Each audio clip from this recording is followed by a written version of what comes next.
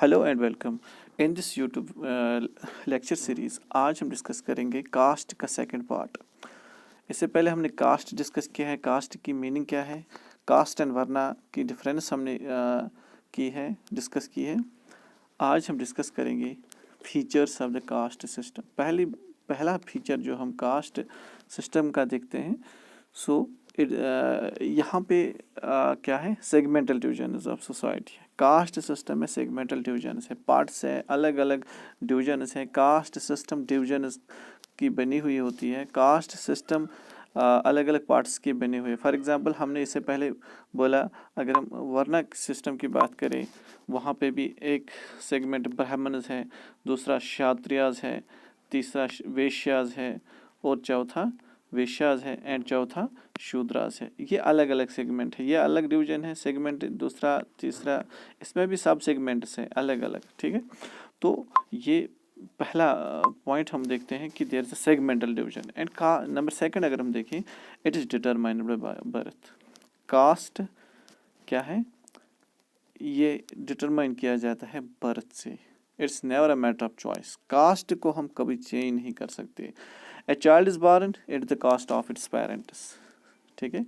एक चाइल्ड का, एक इंसान का कास्ट उसके फैमिली के मुताबिक, उसके पेरेंट्स के मुताबिक रिकॉग्नाइज किया जाता है।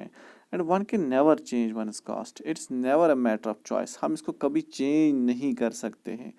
एक बर्थ के मुताबिक एक इंसान का कास्ट काउंट किया जाता है, रिकॉग्नाइज किया जाता है। Number third is that is the caste groups जो होते हैं, there is an endogamous. Caste groups जो है एंडोगैमस होता है। Endogamous means they marry within their own caste. For example अगर हम देखें कि मैरिज की बात है, endogamous means when a person marriage within their own caste, outside caste नहीं निकलेगा। फॉर एग्जांपल जब ब्राह्मण्स के घर ही शादी करेंगे, वेश्यास के साथ शादी करेगा। या दूसरे लफ्ज़ों में कहेंगे कि जो ब्राह्मण है, ब्राह्मण ब्राह्मण फीमेल के साथ, ब्राह्मण मेल जो है ये ब्राह्मण फीमेल के साथ शादी करेगा।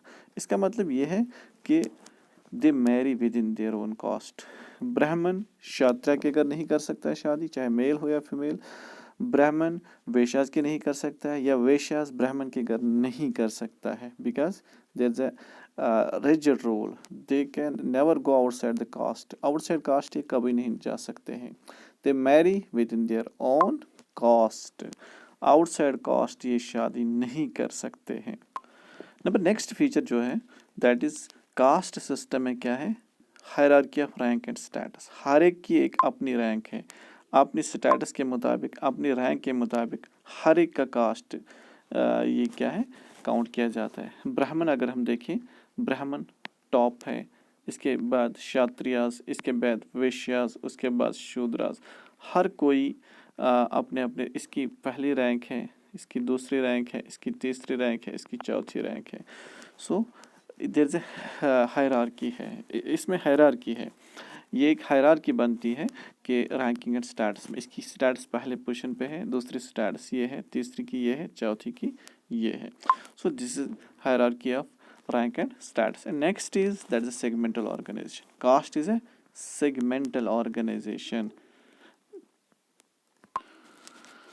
So कास्ट में सेगमेंटल ऑर्गेनाइजेशन है। हर एक कास्ट अपना अपना सेगमेंट है, अपनी ऑर्गेनाइजेशन है।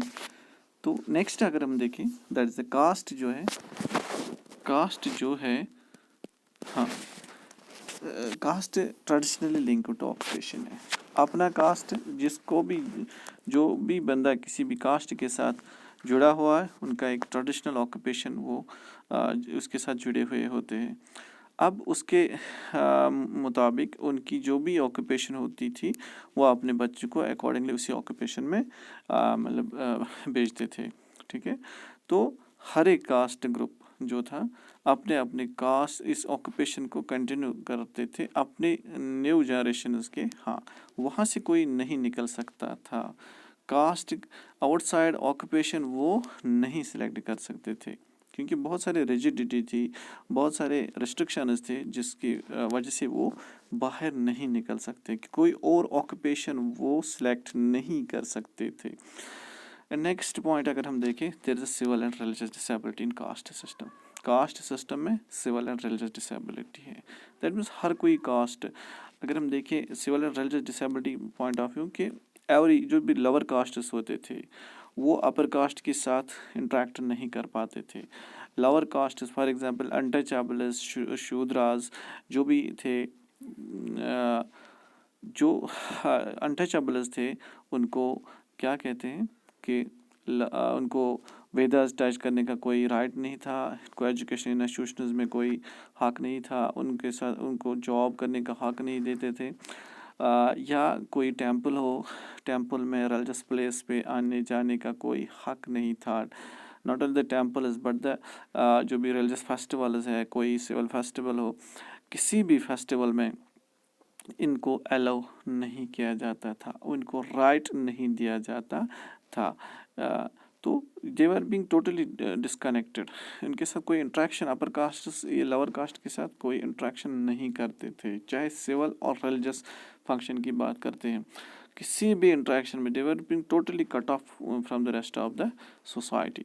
सो लोअर कास्ट जो भी थे उनके साथ वर्स देन एनिमल सलूक किया जाता था, वर्स देन एनिमल सलूक किया जाता था।